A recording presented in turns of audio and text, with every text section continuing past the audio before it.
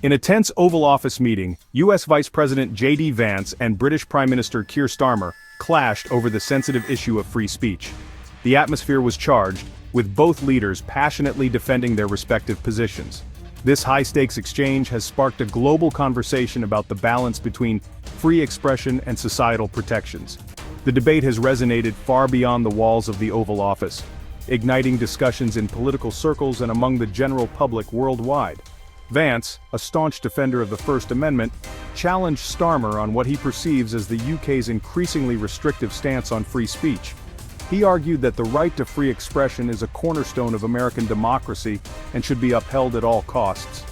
He highlighted a controversial case involving a British Army veteran fined for praying near an abortion clinic. This case, Vance argued, exemplifies the dangers of overregulation and the potential for government overreach. Vance argued that such actions would be protected under U.S. law, raising concerns about potential ripple effects on American citizens and tech companies. He warned that restrictive policies could stifle innovation and limit the free exchange of ideas. Starmer, however, stood firm in defense of the UK's position. He countered Vance's arguments by emphasizing the importance of context and the need to adapt laws to contemporary challenges. He emphasized the UK's long history of upholding free speech while also addressing the need to protect individuals from harm.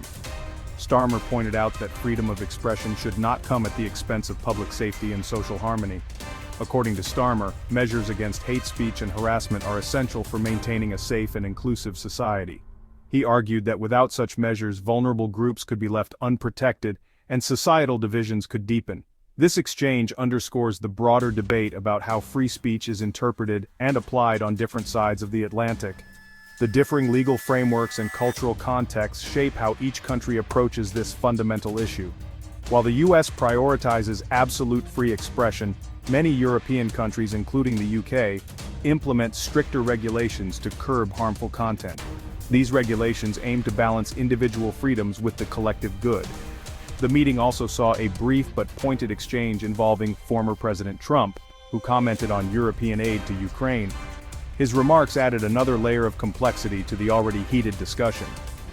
Trump suggested that European countries were eager to get their money back, but Starmer quickly corrected him, stating that much of the UK's aid was given as gifts, not loans. This clarification highlighted the differing approaches to international aid and support.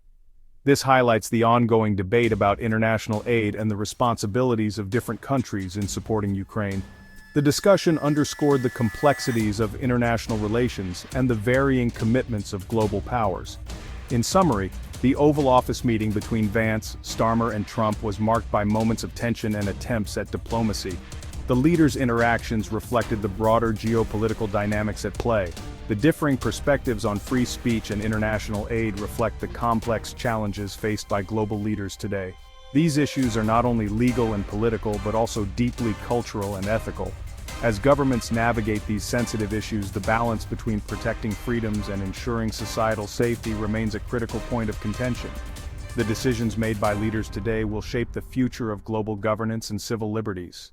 Stay tuned as this story develops and continue to follow us for more in-depth analysis of global news. Our coverage will provide insights into the evolving political landscape and the implications for citizens around the world.